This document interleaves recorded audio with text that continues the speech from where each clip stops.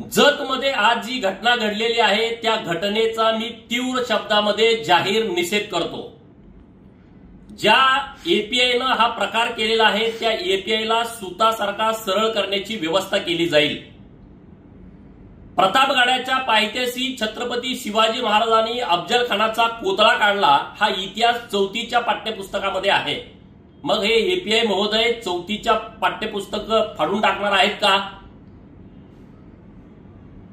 या महाराष्ट्रातला धारकरी आणि या महाराष्ट्रातला वारकरी यांच्या हृदयामध्ये छत्रपती शिवाजी महाराजांचा इतिहास आहे, त्यांना हृदयामध्ये स्थान आहे।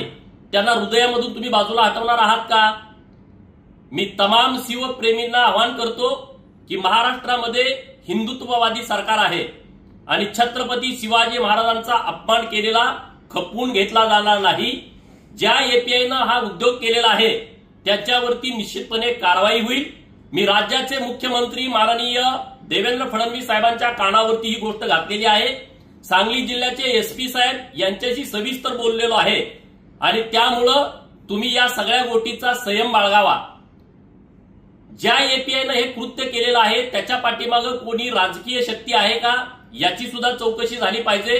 कारण 2009 ला ज्या नेते मंडळीच्या डोक्यात जंत होता त्यांनी जी दंगल घडवलेली आहे तसा काही प्रकार जतमध्ये करण्याचा प्रयत्न केला जातोय का याची सुद्धा चौकशीची मागणी मी करतोय।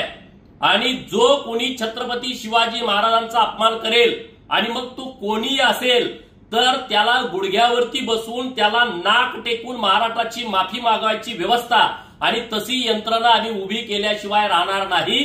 जय भवानी जय। आवाज माणदेशाचा, माणदेशातील प्रत्येकाचा, माणदेश प्राईम। सबस्क्राइब करा आणि अपडेट रहा। नवीन व्हिडिओच्या नोटिफिकेशनसाठी बेल आयकॉनचं बटन दाबा। धन्यवाद।